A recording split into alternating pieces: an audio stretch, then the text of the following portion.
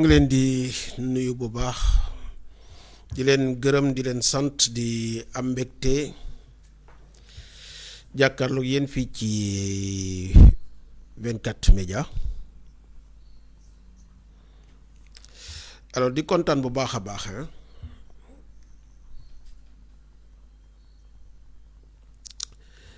ñuy sant yàlla ju julli ci yonenteem bu tedd bi Muhammad sallallahu alayhi wa sallam di ziar bu baax kilifa diine yi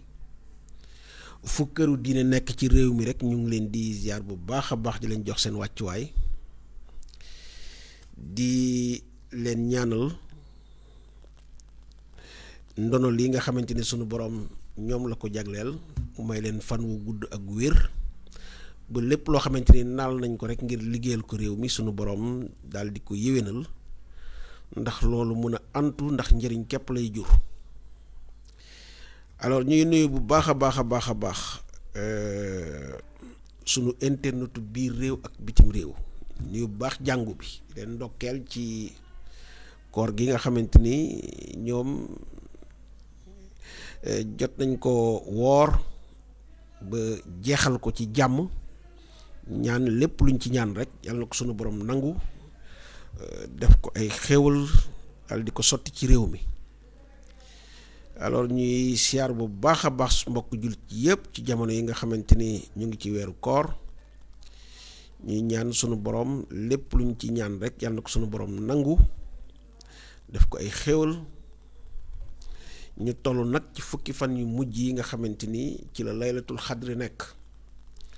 laylatul xadri nag ku ne xam na ne moo gën junniy guddi donc nekk na bés boo xamante ne bés bu am solo ci lislaam ñaan sunu borom rek lépp luñ ci ñaan yàlla na ko yàlla nangu ful ko def ko ay xéwal wasaare ko ci réewum Sénégal. ñuy nuyu bu baax a baax suñu internetu biir réew ak bitim réew rawatina nag ñi nekk bitim réew ñu ngi leen di beral loxo bu baax a baax su ma waxee bitim réew xel dina dem ci Coro Sarr Coro ñu ngi koy ziar bu baax a baax ci saluer bu baax geste bi mu def ci bés bi nga xamante ni moom lañ dëgmal muy le 17 ñu fas yéene te togg ndogu daal di ko jox. en tout cas ñi nga xam ne yittewoo nañ ko di nuyu bu baax a baax ngenar ñi gis nañ partage bi ay ngenar ñu ngi la ci gërëm bu baax a baax parce que yooyu itam yaa ngi béy sawaar bu baax a baax ci li nga xamante ne moom la ñuy def ngenar ñu ngi lay sant bu baax di la gërëm di nuyu Mama Doga Thiam Ousseynou Faye ngenar waxal ñu Ousseynou Faye bés bi donc Ousseynou moom itam am na ci wàll bu baax a baax donc waxal ñu ko bés bi alors di nuyu également ki nga xamante ni moom mooy Modou Khari Gadiaga nekk ci diwaanu Portugal fàttewuñu Xaali Fay fàttewuñu Adama Pouy ñoom ñëpp nekk foofu ci diwaanu Italie ñu leen di ziar bu baax ki ne Traoré ñu ngi koy nuyu bu baax foofu ci diwaanu France di nuyu nag suñu internetu biir réew di nuyu bu baax ki nga xamante ni moom mooy le chef de cabinet directeur de cabinet de Cheikh Kanté muy Déthié Diouf di nuyu bu baax a baax aussi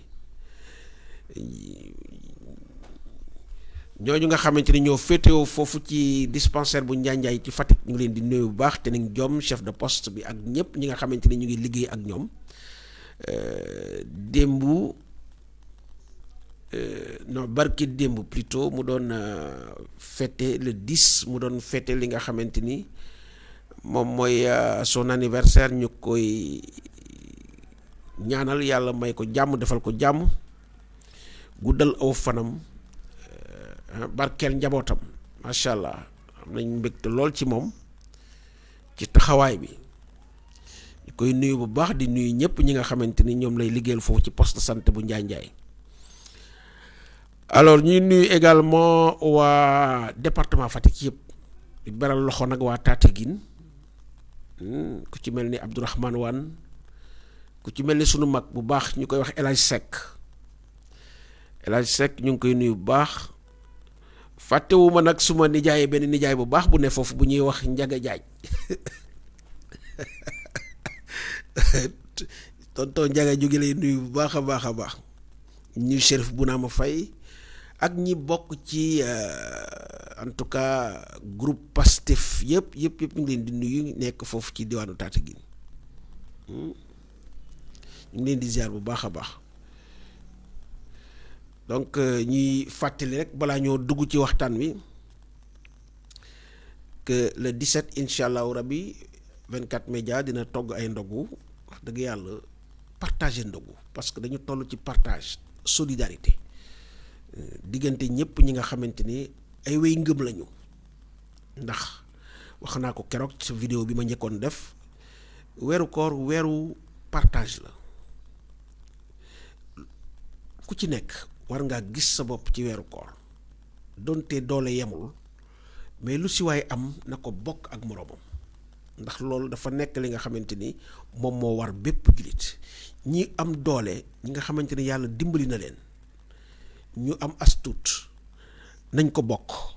ak ñi nga xamante ni ay néew di doole lañu loolu dafay am solo bu baax a baax ñuy séddoo di partager li nga xamante ni yàlla wërsëkal nañu ko rawatina nag ci weeru koor loolu dafa am solo kon bésu le 17 na ci ñëpp jàpp du yëfu 24 média képp kuy jullit nga jàpp ne war nga ci jaamu yàlla ñu ngi lay tàllal loxo xeebuñu ci dara lu ci waaye def rek sa bopp nga ko defal ndax yàlla sunu borom moom mooy fay donc ñu leen di fàttali li nga xamante ni moom mooy le numéro Wave bi ak numéro Orange bi lu ci waaye dugal xal nga xam ne yàlla sunu borom ngay jaayanteel donc muy 77 542 05 37 ñu fas yéene dajale li ñu am ak li ñu nit ñu baax ñi nar a jox ñu togg ko ay ndogu daal di ko séddale donc loolu rek lañ ci jublu waaye du leneen donc ñi ci woo ñëpp ñi nga xamante ni en tout cas ñu ngi ñuy safoo ñu ngi ñuy bégee ci 24 média ñu fàttaliwaat leen numéro bi 77 542 05 37 loolu mooy li nga xamante ne en tout cas moom mooy cëslaayu bés boobu nekk le 17 yeboo nag muy bés bu màgg fii ci Mbour rawatina fii ci Kër Samba ndax bu ñu waxee 17 avril xel day dem ci Cheikh Béthio Thioune ñaan yàlla mu yokk ay leeram foofu mu nekk tasale ko it ak wasilam bu tedd ba di Cheikh Salihu Mbacké 17 avril ku ne xam na ne ci la Cheikh Béthio Thioune tase woon ak sëriñam wasilaam di Sëriñ Salihu Mbacké mu nekk bés bu mag boo xamante ne cantakun yi dañ koy célébrer fii ci Kër Samba nekk bés boo xamante ni wax dëgg yàlla kullu cantakun dañuy ñëw foofu en tout cas di màggal wala bokk di célébrer bés bu mag boobu nga xamante ni ci la Cheikh Béthio Thioune tase woon ak ki nga xamante ni moom mooy Sëriñ Salihu Mbacké voilà loolu nekkoon donc liñ doon tàmbali ci sunu émission tey bi muy li xew ci réew mi li xew ci réew mi nag buñ ko waxee nag xel day dem ci lépp loo xamante ne ñel na doxalinu réew mi ñu ciy waxtaan di ci waxtaan ak yéen ngeen mën a woote nag saa yoo ngeen woote ci 33 957 96 89 mun ngeen a bokk ci émission bi ñu waxtaan ci réew mi damay faral di wax ni mënees naa wax ci doxalinu réew mi ci anam yu teggine ci anam yu am worma anam yoo xamante ni dëgg yàlla mag dina ko mën a déglu ndaw dina ko mën a déglu am jële ci njëriñ ça ne sert à rien di rotal ay kàddu yoo xamante ni amul worma amul teggin ndax fajul dara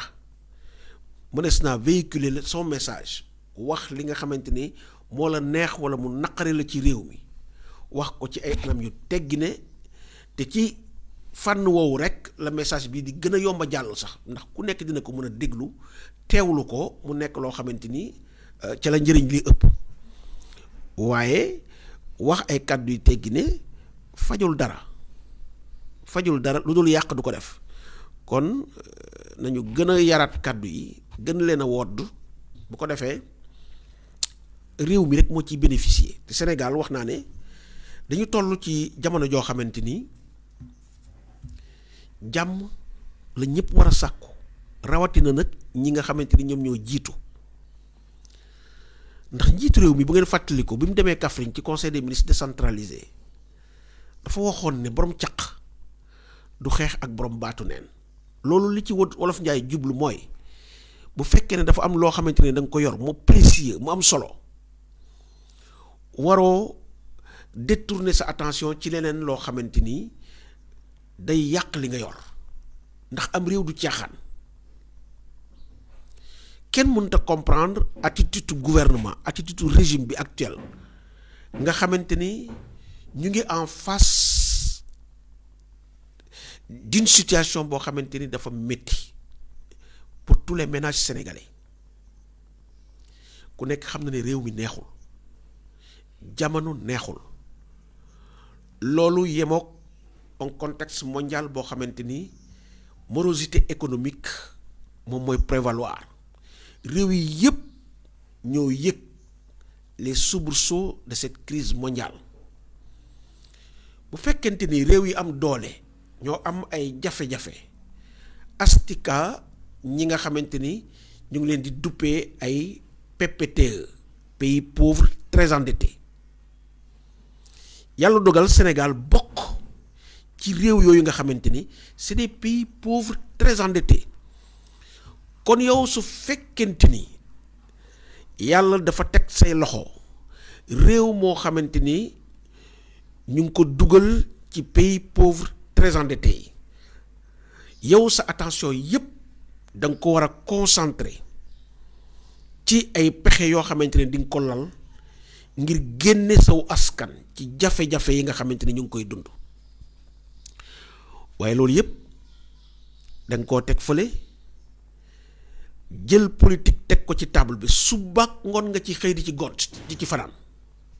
ndax en fait régime bii ñu nekk bii nga xamante ni moom moo ne ci réew mi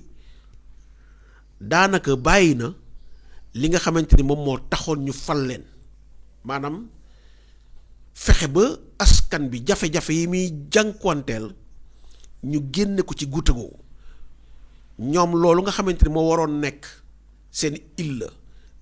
loolu nga xamante ni moo waroon nekk seen préoccupation quotidienne chaque jour ñuy lal ay pexe chaque jour ñuy fexe ba sénégalais yi mun a pousser un ouf de soulagement par rapport aux difficultés yi nga xamante ni ñu ngi koy jànkuwante bët bu set ndax Sénégal nag bu ñu xoolantee ci ay biiri bët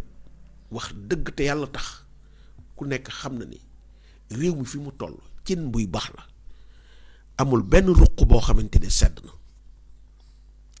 donc gouvernement bi li ne woon waroon nekk sa préoccupation quotidienne mooy fexe ba sénégalais yi l'écrasante majorité des sénégalais bi nga xamante ni mu ngi dund dans des conditions extrêmement difficiles rawatina nag ci weeru koor gi ñu fexe ba lal ay pexe yoo xamante ni dina leen génne ci goutte googu waaye déedéet loolu day dañ ko sànni fële ba pare nag génne cravache bi di duma askan bi suba ak ngoon le Sénégal n'a jamais été aussi répressif que durant ce régime. Tous les régimes qui se sont succédés, de Senghor à Abdou Diouf, de Senghor à Wade en passant par Abdou Diouf, certes, dañ doon génne l'arsenal répressif, mais pas à ce degré, mais pas à ce point. Ils sont combien? Ñaata xale ñaata ndaw ñoo nekk ci kaso yi. On parle de 600 ñi di wax 500 entre 500 et 600 personnes nekk ay ndaw yoo xamante ni jàppewuñu leen dara lu dul ay délit d'opinion ci réew moo xamante ni ci sa constitution maanaam ndeyu charte réew mi dañ ci bind de façon très claire que ku nekk constitution may na la nga wax li nga xalaat ci réew mi ñu toll foo xamante ni réew mi képp ku ci wax li nga xalaat tu as la police à tes trousses, tu as la gendarmerie à tes trousses, et puis ce qui est plus grave dans tout ça dañu am un système de dénonciation boo xamante ne moom moo fi ne c'est des personnes yu la xam ñoo lay dénoncer ñu la nga xamante ne ñooñu lañ lay dénoncer aussi jéemuñoo xool bu baax li ngay wax jëruñu ci waaye dañuy xool ci li ngay wax ab prox ndoll boo xamante ni dinañ ci mën a jaar ngir daal di laq jant bi daal di la tëj alors que régime bi dafa waroon gën a mun a ubbeeku comme ni Idrissa di wax yaatal sa dënn ngir encaisser déglu nit ñi essayer d'écouter les complaintes des citoyens sénégalais ku ci nekk wax sa naqar et c'est en fonction de ça que le régime dina mën a xam fan la toll parce que ñoom ñoo la gën a xam ne nit ñi kontaanuñu c'est ça la vérité. Les Sénégalais ne sont pas contents. L'écrasante majorité des Sénégalais ne sont pas contents de la manière dont ce pays est géré. Loolu mooy dëgg parce que nag on ne peut pas être aussi hermétique que ça. Le président de la République xam na bu baax li nga xamante ne mooy état d'âme sénégalais njiitu réew mi xam na bu baax sénégalais yi ban gis-gis ban regard la ñu am par rapport à sa gouvernance il le sait très bien parce que nit mënul fermer woo noonu c'est pas possible ndax lu mu dee bu la ko say collaborateurs waxul sax sa soxna wax la ko et la preuve quand la première dame était au siège de l'APR pour rencontrer les femmes de Benno Bokk Yaakaar je pense que lam fa jot a rotal ci ay kaddu attitude ba mu fa am wone na à suffisance que les gens ne sont pas contents même au sein de l'appareil d'État au sein de la coalition Benno nit ñaa ngi critiquer li nga xamante ni moom mooy la gestion en tout cas des ressources de ce pays parce que ñi nga xamante ni ñoom la ñu génne woon ay koppar ngir jox leen ko financer seeni projet mais xaalis boobu yeggul ba première dame di ko wax donc ça veut dire que il y a un réel problème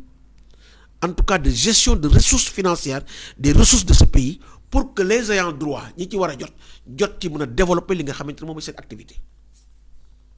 donc président de la République moo gën a xam fi réew mi toll président de la République moo gën a xam askanu Sénégal regard bi ñu am par rapport à sa gestion xam na ko bu baax beneen preuve bi koy wone mooy rush bi ñu observé au niveau des commissions yi nga xamante ne fa la ñuy bindoo ngir mën a am carte d'électeur soo xoolee ni ko xale yi songe loolu dafay wone un malaise de cette jeunesse par rapport à la gestion du pays gisuñu seen bopp ñii nga xamante ni ils ont perdu espoir ils se jettent dans la mer d'ailleurs tey jii Italie dafa décréter état d'urgence migratoire parce que flux migratoire bi nga xamante ni moom moo dugg ci biir Italie ñoom attanatuñu ko parce que bi ñu xoolee def le calcul à pareille période daaw li jot a ñëw échoué au niveau des côtes italiennes ak ren la fa dugg mais dafa jéggi dayoo kon malaise boobu nga xamante ni ñu ngi koy observer au sein de cette jeunesse dafay témoigner à suffisance que la jeunesse de ce pays gisul boppam ci li nga xamante ni noonu la ñu yore réew mi ñaata pexe la ñu nas ngir jagleel ko jeunesse boobu ay ANPEJ ak ay DER ak ay xëyu ndaw ñeeg ak xawma lan mu engloutir ay milliards yu dul jeex et jamais gisaguma fenn foo xamante ni def nañu li nga xamante ni moom mooy reddition des comptes maanaam ñépp ñi nga xamante ni dénkoon nañ leen milliards yooyu ngir ñu doxal su programme ba tey jii may wax ak yow gisuma fenn foo xamante ni ñoom en tout cas taxaw nañ ci kanamu askan bi wax ne lañ ñu dénkoon de ay la yéwén nii lañ ko doxale fii la dugg nangam lañ ci dugal nangam moo des. Donc ñu gis ni dans ce pays li ñuy tuddee reddition des comptes maanaam ñu dénk la alal bi exécution bi jeexee nga taxaw ne la ngeen ma dénkoon ay la yéwén fii laa ko dugal nanga ma ci dugg nanga ma des loolu tumuranke na trop ci réew mi. Les gens viennent, gèrent comme ils veulent et s'en vont mais sans se soucier amuñu benn dara lu ñuy soucier wu. Et c'est vraiment dommage fi ñu toll. ñuy nuyu bu baax a baax Coro Sarr ñu ngi koy sant Coro ñu ngi lay gërëm bu baax a baax di bëggee bu baax a baax nag ci gunge bi ñuy gunge jërëjëf. Alors donc di wax ne ku bëgg a bokk mun nga woote au 33 957 96 89 ñu waxtaan ci réew mi ndax réew mi nag. kenn duñu tere ñu waxtaan ci kenn duñu tere ñu wax sunu xalaat ci réew mi ndax sunu qualité de citoyen juddoo ci réew mi moo ñu may ñu mun a wax ci doxalinu réew mi ci lépp loo xamante ni ñeel na doxalinu réew mi wax ko nag ci ay kàddu yu teggi ne ay kàddu yu am worma ndax may wax toujours nit ki buñ la yaree nga am yenn éducation yi di nga jomba génne ci saw làmmiñ yenn kàddu yi nga xamante ni amul worma ku ñuy rëbb foofu di ñu fa xaar xam naa doo ñu gaaw a gis donc ñuy wax ne rek ku ci nekk mën ngaa wax sa xalaat wax sa gis-gis ci ñu réew mi doxe muy wax ko ci anam yu teggi ne ndax kat ñoom wax naa ko sànq li ñuy wër ce n'est plus de protéger ce pays ce n'est plus d'écouter les citoyens de ce pays te looloo leen waroon un gouvernement dafa war a attentif aux plaintes et complaintes de ses citoyens di déglu li ñuy wax ce qui se passe dans cette masse critique parce que quoi qu'on puisse dire ñii nga xamante ne tey jii ñoom ngeen di duma di leen tëj ci kaso yi di tëj seeni doom ci kaso yi di tëj seeni rakk ci kaso yi ñoom ñooñu ñoo amoon ñeewantal ci président Macky Sall bi nga xamante ne Abdoulaye Wade mu ngi koy néewal doole parce que le Sénégalais ne supporte pas l'injustice et ça nous l'avons dans l'ADN loolu dañ ñu ko mooñaaleel Sénégalais du fekke mukk fu ñuy néewale nit doole du ànd mukk ak kuy néewal nit doole moo tax man daf ma yéem situation bi nga xamante ni askanu Sénégal mu ngi koy dund mu am ñu ne pat noppi yeeyuñu ci yàbbiwuñu ci faut pas en vouloir kenn warul mere ñi nga xamante ni dañuy woo sëriñ si ngir ñu wax ci lii ndax kat seeni taalibe dañ tëj ci kaso yi seeni taalibe lañuy boom seeni taalibe lañuy brutaliser nit ki nag boo amee ku ñëw ci yow jébbal la boppam nekk ci say mbir bu nekkee ci ay xat-xat dana jaadu nga waslu ci àq wax ba ñëpp dégg la soo ko fa mënta génne itam ñëpp dégg ne wax nga ba ñëpp xam ne wax nga léegi nag ñu ne ñu ah xëy na duñ leen dégg ñu ngi wax ci suuf waaye dëgg jarut a wax ci suuf dañ koy wax ca kaw ñëpp dégg ko ndax suñu moomeelu suñu borom la donc chaque Sénégalais où qu'il soit ak fépp foo xamante ni nekk na fa ci position war na prononcer wu sur la manière dont ce pays est géré parce que kenn warul seetaan piliers yi nga xamante ni ñoom ñoo yenn suñu démocratie ñu leen di fàdd ñuy daanu benn par benn personne ne doit regarder impuissant en tout cas que notre démocratie puisse être traîné dans la boue. Loolu kenn waru ko seetaan. Quand on agresse la démocratie, quand on agresse ce que des gens ont bâti pendant des années au prix de leur sang, au prix de leur vie, mais kenn amul droit toog di seetaan loolu di am ci say bët ngay xool waxoo jëfoo. C'est ça foofu la réew mi toll. Chaque Sénégalais, chaque citoyen sénégalais def ci am sa part de responsabilité. te bu ñuy wax ci diine bi nga xamante ni moom moo ñu tënk ñun ñëpp yonent bi sallallahu alayhi wa sallam daan na wax ni képp koo xamante ni gis nga loo xamante ne dëppoowul ak li sunu borom santaane lu sunu borom bëgg soo ko mënee dindi ak sa loxo nga dindi ko soo ko mënul nga tudd ko ak sa làmmiñ wax ko maanaam ba ñëpp dégg ko soo ko mënul nga naqarlu ko ci sa xol. Donc ñetti possibilité yooyu ku ci nekk war nga koo fësal ba ñëpp xam ne àndoo ak ñii nga xamante ni ñu ngi leen di néewal doole jàpp leen ci kaso ci ay anam yoo xamante ni teguwul fenn. Parce que Sénégal ce qui est bizarre dans ce pays mooy dafa am sama benn xarit dañuy waxtaan mu ne ma réew mi lépp contraire lay doxe quoi. dina réew mi c'est comme si nga jël nit kuy doxe bopp tànkee jëm ci kaw tout fonctionne à l'envers damay jéggal mu ci kàddu yi parce que Sénégal ngay gis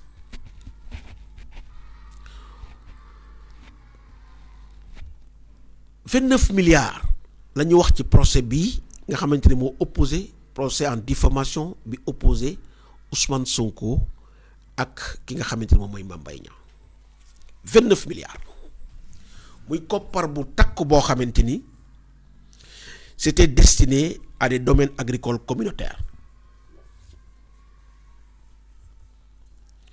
mu doon loo xamante ni mënoon naa fàtt tur bu rëy rëy bu fekkoonte ni cahier de charge bi ñu leen joxoon respecté nañu ko lañ ca waroon def yépp ñu def ko tey ji duñu gis xëy na am na ay ndaw yoo xamante ni soobu nañ ci géej gi ñi ñàkk nañ ci seen bakkan ñii xëy na yegg nañ mais yegg foofu aussi taxul nga la nga doon espérer nga am ko 29 milliards yooyu bu fekkoonte ne dakk yi fonctionné nañ comme il se doit parce que du samay kàddu ay nit ñu fa dem ñoo témoigner gis ni dakk yi conformément ak li nga xamante ne moom la ñu waxoon demewut noonu lañ fa waroon def yëpp defuñu ko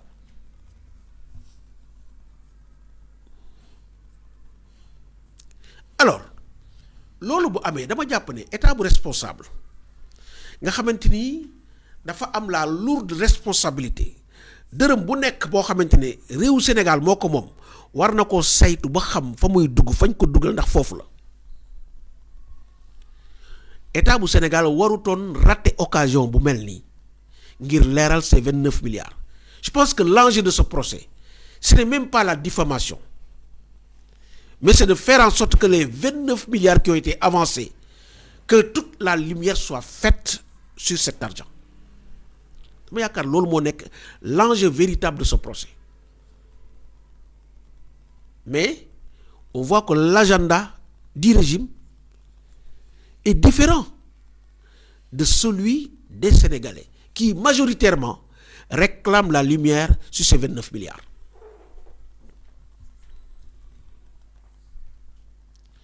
bari na tey ay Sénégalais boo leen laajee ñoom liñ lay wax mooy 29 milliards yi dafa war a leer mais Ousmane Sonko diffamé na Mame Mbaye Niang loolu waroon nañ ko régler sax askanu Sénégal du ko yëg parce que ñaari nit la que mu diffamé ko ou pas ça loolu intéressé wut Sénégalais parce que man mii ban njëriñ la ma amal ban njëriñ la amal un jeune qui est à Kédougou un autre jeune qui est au Fouta et cetera amaluñu benn njëriñ mais l'intérêt li nga xamante ni moom moo amal njëriñ les Sénégalais que la lumière soit faite sur les 29 milliards et non qu'il y a diffamation ou pas entre Ousmane Sonko ak ki nga xamante ne moom mooy Mame Mbaye Niang amul ñu njëriñ mais suñuy koppar fi mu dugg ñun loolu la ñu bëgg a xam mais non ils ont un agenda qui est très clair xool leen célérité bi rapidité bi diligence bi nga xamante ni def nañ ko ci ce dossier l'appel déjà est fixé le procès en appel est déjà fixé pour le 17 lundi prochain te leer na ma ne fekk na fa une pile de dossiers buux leen yëpp daal di tege ci kaw table bi pourquoi parce que tout simplement li ñuy wër ci procès bi nekkatul ragg deru Mame Mbaye Niang déedéet nekkatul deru Mame Mbaye Niang parce que bu fekkoon ragg deru Mame Mbaye Niang dong moo tax lii jóg kon nii jeex na depuis keroog wax nañ ko d'accord diffamé na la yaa gagné jox nañ la dommage intérêt 200 millions yaa xayti lan la ñu bëggati donc Sénégalais yi dofuñu tout le monde sait de façon très pertinente ñëpp xam nañu pertinemment que li ñuy wër maintenant ce n'est plus de laver l'honneur d'un ministre de la République mais c'est plutôt fi mu toll nii c'est de rendre inéligible un potentiel candidat à la présidentielle de 2024 moom moo leen tere nelaw le régime a perdu le sommeil depuis belle lurette depuis l'avènement de Sonko nelawatuñu xam nañ ne s'il y a quelqu'un qui peut les battre au premier tour c'est bien Ousmane Sonko jàpp nañ ne sax il y a des sondages qui ont été faits et ces sondages ne sont pas du tout favorables au régime te loolu sax moom sondage sax da koo jarut réew mi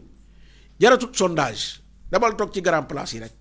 nitu mbedd yi ñi nga xamante ni ñu ngi dox ci mbedd mi xam nañ ne sénégalais yi amul kenn ci ñoom ku kontaan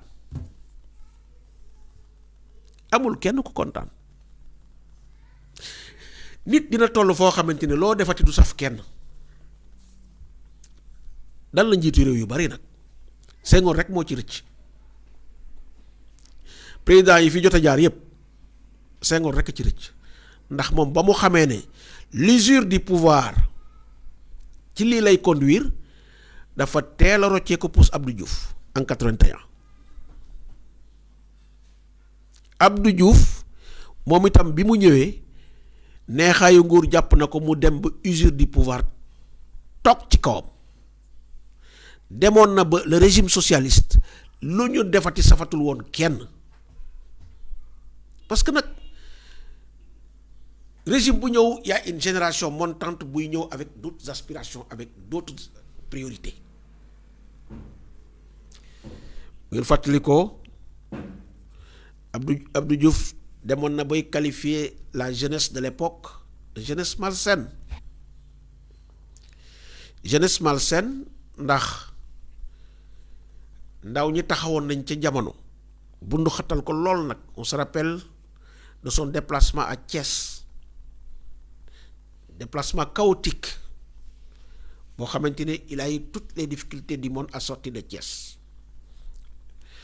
il a même été exfiltré dans une voiture banalisée pour ñu génne ko Thiès parce que boobu meeting bi toj na xeer yaa ngi naaw fu nekk donc régime dafay toll foo xamante ni lépp loo defat du saf kenn loolu dal na Ablaye Wade en 2011-2012 Ablaye Wade dematoon na ba mënatul a def dara lu soppi réew mi lu saf réew mi en tout cas l'écrasante majorité c'est ça la triste vérité l'usure du pouvoir baaxul te Ablaye Wade ku ne xam na ne c'est lui le bâtisseur en termes d'infrastructure lépp loo xamante ne infrastructure moom moo en tout cas engagé l'ère des infrastructures l'ère des grands travaux de l'État moo ko engagé avec beaucoup d'infrastructures mais dafa tolloon foo xamante ne lépp lu mu defati woon safatul nit ñi moo tax usure du pouvoir baaxul. Président Macky Sall looloo ko dal fi mu toll nii nañ ko wax te dee c'est ça la triste réalité. Il a un bilan matériel boo xamante ne kenn mënu koo contester. Il a fait un bilan matériel. Thioro, bonjour à tous. Je ne comprends pas cette méthode de mettre les jeunes en prison. C'est méchant de la part du gouvernement, leur famille. Donc, ouais, Thioro. Donc, personne ne comprend. Ces jeunes-là, leur place n'est pas en prison. Et c'est la triste vérité. Ndaw ñi ñu jàpp ci kaso yi pour des délits d'opinion. Wax li ñu xalaat, bind lu ñu xalaat. Ñu jàpp leen ñi ñu takkal leen ay bracelets électroniques. Leur place n'est pas en prison. Il faut les faire sortir ñu génn dem. Et on amorce li nga xamante ne moom mooy une stabilité, une paix sociale. Assainir li nga xamante ne moom mooy l'espace politique. Apaiser ko. Fexe ba jàmm law ci réew mi ci cadre boobu rek lañ mën a waxtaan. Mais dans ces conditions, ce sera extrêmement difficile. Donc je disais que Macky Sall, président Macky Sall plutôt, fii la toll. Et il a beaucoup fait en termes d'infrastructure. Loolu kenn du ko werante. Mais son bilan immatériel moo nar a suul lépp li nga xamante ne def na ko. Tabax nga TER, tabax BRT, tabax stade, tabax ay pont, autoroute. C'est bien beau. Mais le bilan immatériel aussi, moom moo féete sax kaw. Parce que ci la ñuy defaree jikko yi. Nit ñi boo yàqee jikko yi rek mënoo tabax lu saf nit ñi.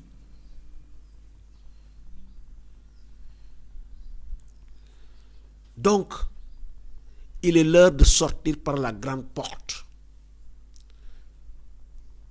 Président bu nekk war ngaa sàkku soo wàccee mën di doxantu ci réew mi. Weekend nga dem Fatick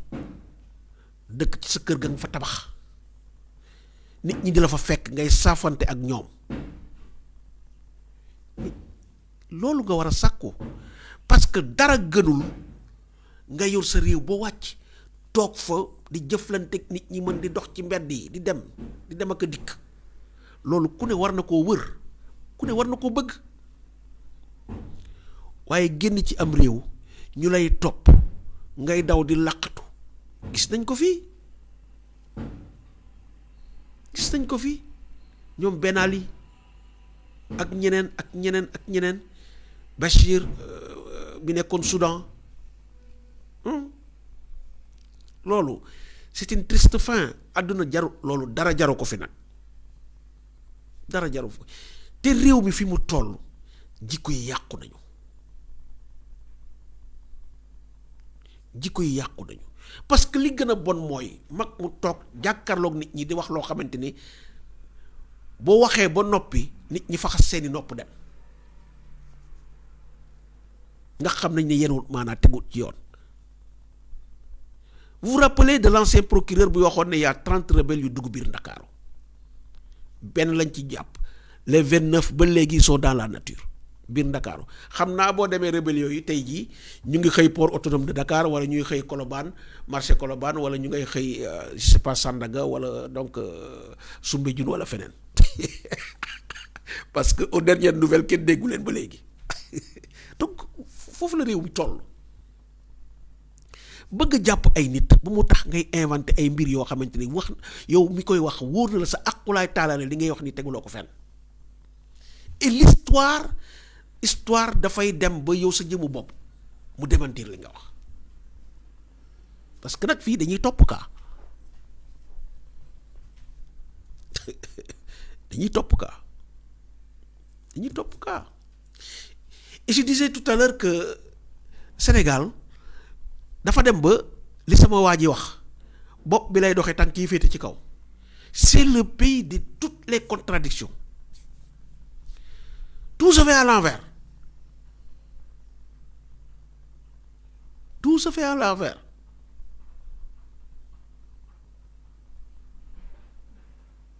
lépp yàqu na lépp yàqu na lépp yàqu na donc ces bracelets électroniques dëgg-dëgg manière bi ñu koy takkale nit ñi dañ ko xoolaat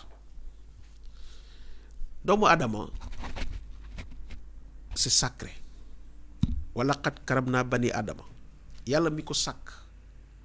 moom moo wax ni ci li mu sàkk yépp doomu Adama la gën a fonk li yàlla gën a fonk yow nga nekk mbindeef bëgg ko toroxal ci kaw suuf amel nga àq yàlla sunu borom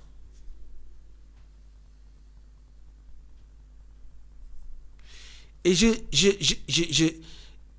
tire le chapeau au parti Pastef parce que je l'ai dit dans un post que Pastef ne se laissera jamais marcher dessus. À chaque fois que ñoom ñu am quelque chose en face d'eux dañuy trouver toujours luñ ko contourner allumer un contre-feu boo xamante ni dina suul loolu. Regardez les bracelets plastiques yi waa Pastef génne dafa suul les bracelets électroniques parce que ces bracelets plastiques s'arrachent comme de petits pains. Ils en ont fait des bouchées doubles parce que non seulement suul na les bracelets électroniques mais cerise sur le gâteau, ces bracelets plastiques vont leur permettre de renflouer leur caisse. Parce que bu fekkente ni ñu ngi jaay le bracelet plastique à 1000 francs l'unité, s'ils parviennent à vendre 1 million de bracelets, danañ dugal ci seen caisse yi 1 milliard. Donc juste pour vous dire que Pastef, ils ont de la matière grise. Parce que ba ñu verrouiller li nga xamante ne moom mooy seen Kopar Express verrouiller en tout cas canevas yi ñu doon jaar ngir mën a en tout cas dajale xaalis légalement nag ñoom ils ont toujours des idées dans la tête parce que bii de je me demande ce que fera le pouvoir xanaa du ñu def ku ñu gis nga takk bracelet vert blanc rouge ñu interpellé la yaakaar naa ne du ñu yegg foofu nag non mais c'est terrible ce qui se passe dans ce pays-là. En tout cas, chapeau à ceux qui ont pensé en tout cas à créer ces bracelets. C'est des petits gadgets yoo xamante ni valeur symbolique bi mu am solo ku ci takk rek jàppale nga ñi nga xamante ni ñoom la ñu takkal ay bracelets électroniques. Donc dem leen ngeen jëndi ces bracelets plastiques de Pastef dëgg yàlla dem leen ngeen jëndi ko. Donc lii daal bokk na ci li nga xamante ni bëggoon nañ ko waxtaane di wax ne dañu gën a góorgóorlu ci réew mi. nit da ngay jaamu yàlla ci liñ la dénk boo nekkee en position de force da ngay yërëm sa askan mais mënuloo saa su ne nga yor sax yar di caw rek ñoo xamante ni démb day soxla woon nga leen lool ba nga nekkee ci guuta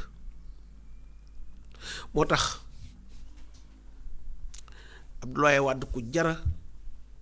ñaanal la yàlla bàyyi ko fi mu yàgg fi lool. Abdoulaye Wade c'est un grand démocrate. Démocratie dafay nekk ci sa deret nga xam mooy lan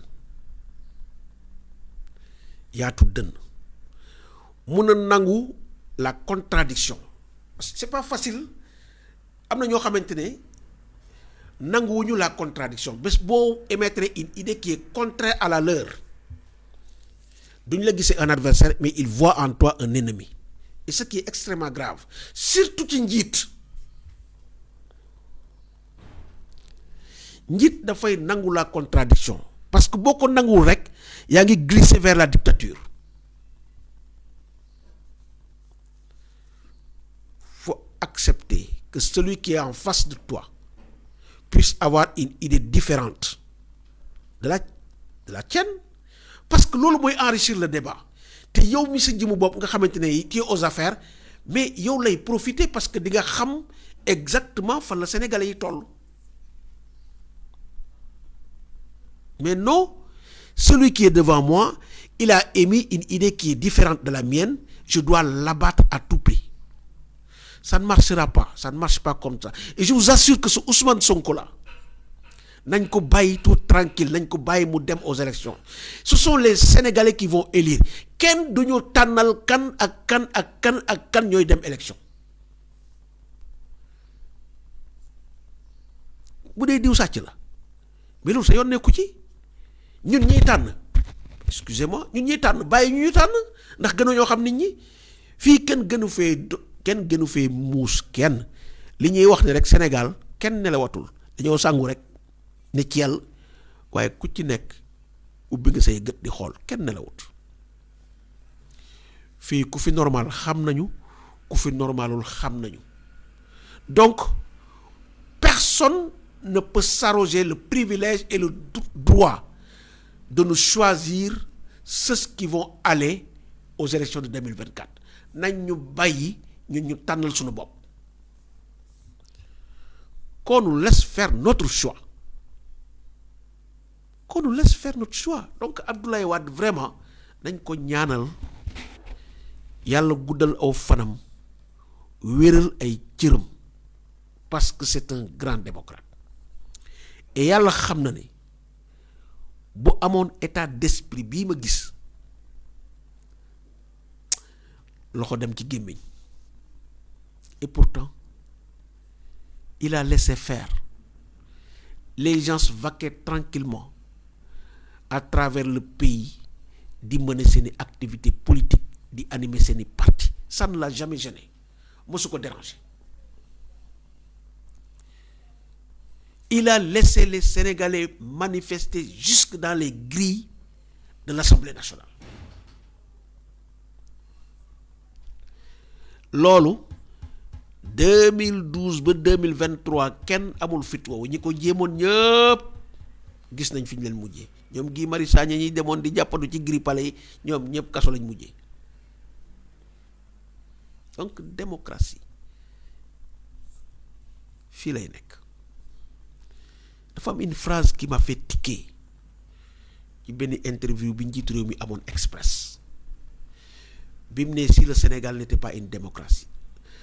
le cas Sonko naroon nañ ko lijjanti yàgg na. Vous imaginez un chef de l'État qui pense à ça? Vous imaginez? Donc ça veut dire que kii loolu mu ngi ci xelam. C'est extrêmement grave. Donc mooy may wax ne un démocrate yombul.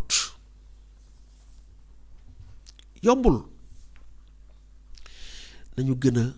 réceptif, nañu gën a ouvert, nañu xam ne nguur, comme ni ko tubaab bi wax, les hommes partent mais les institutions demeurent. Ci ay loxo la jóge ñëw ci ñoom, dana jóge ci seeni loxo dem ci keneen. te ñoom dëgg-dëgg Macky Sall, on peut discuter sur peut-être les coûts yi mu defaree infrastructure, mais nag quand même liggéey na. On peut discuter nag sur les coûts, jar na comme jaru ko. Le débat doit être là. Donc nañu xam ne nit ku nekk ku dee bàyyi mébét, amul kenn ku matal lépp. Yàlla sunu borom rek moom am loolu. Ku dee bàyyi mabat, ku dee bàyyi mébét, xoole ko ci sa kër. Yow borom kër gi sax yaa ngi naan bëgg naa defaraat sama kër gi nii, defaraat lële, defaraat lii, tabax fi lii, def fi lii. Da ngay dee ba ko fi te amaana du mat. Nguur noonu képp la, kenn mënta matal lépp. Kenn du kenn ku ko man. Kon nañ delloo siwaat xel yi te waxtaan ci la lépp nekk. nit nag bu tollee fii danaa ko waxat tey nit bu tollee fii dañ koy dimbali nit bu tollee fii dañu koy dimbali waaye bu fekkente ni ñu ngi koy naan boo wàccee ñu jàpp la boo wàccee ñu jàpp sa njaboot boo wàccee ñu def la nii boo wàccee ñu def la nii kooku dafay braqué wu donc fi mu toll nii il faut ñu entamer ay waxtaan yoo xamante ne dinañ ko jox ay garantie de sortie parce que loolu la neexut a wax mais loolu la nit ki am na discours ba yor vis-à-vis de lui dafay braqué wu donc il faut que ñu jox ko des garanties de sortie honorable mu dem ci jàmm keneen jël te ñi nga xamante ni ñoo ko wër nga xamante ne nangutu ñoo wax troisième candidature mais deuxième quinquennat nañu bàyyi seen caxan yi il n'y a pas de deuxième quinquennat qui vaille la parole du président du caxan kàddoom moo ko tënk la daloon la jor ba mu ne du ma dëpp ndax sama kàddu tënk na ma looloo fi nekk loolu ci ñun ci loolu lañ ñu mooñaale kàddu c'est primordial dafa am solo dafa féete kaw président de la république kàddoom moo ko tënk taxaw na ci kanamu kilifa diine yépp wër na këru diine yépp am na sax benn vidéo bu may gis mu koy wax ci pulaar mooy famille taal boobu fu ne la wër wax ne bu ma amaatee bii boobu honnêteté boobu dëgmal nañ élection 2019 bi suñ ma falaatee bii mooy sama deuxième et dernier mandat kàddoom tënk na ko donc il faudrait pas que mu am ñoo xamante ne seeni intérêt képp moo leen ñor ñuy wër plateau de télévision yi aidé en cela par une presse boo xamante ni elle est coupable presse su Sénégal fi mu toll ku ci ragalul ku ci tiitul jaaxal nga ma ligne éditorialu presse su Sénégal fi mu toll nii man am naa ci njàqare des mercenaires de la plume kese ñoo xamante ni ils sont aux ordres avec des articles commandés des reportages commandés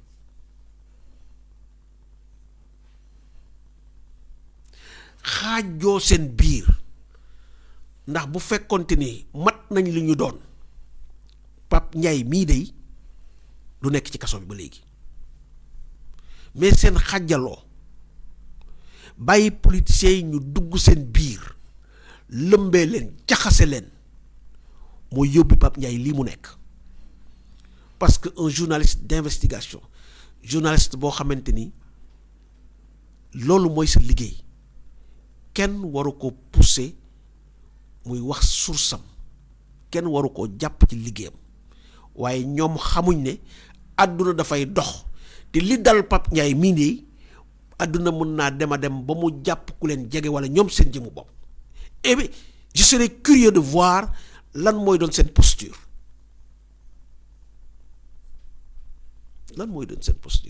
seen ñàkk ànd seen sàmm seeni intérêt bopp moo tax tey jii ils ont fragilisé leur corps ils ont fragilisé leur corporation et c'est extrêmement grave te balaa ñu ko xam ba régime bi jàll régime bi bu jàllee gis naa ci ñoo xamante ni ils auront du mal à regarder les Sénégalais dans les yeux c'est ça àdduna yenn yi jaru ko fi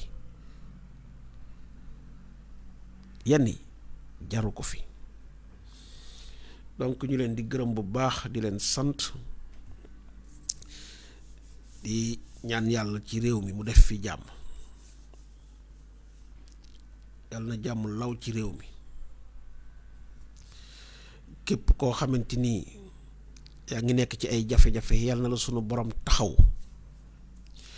bu jafe-jafe yooyu yëpp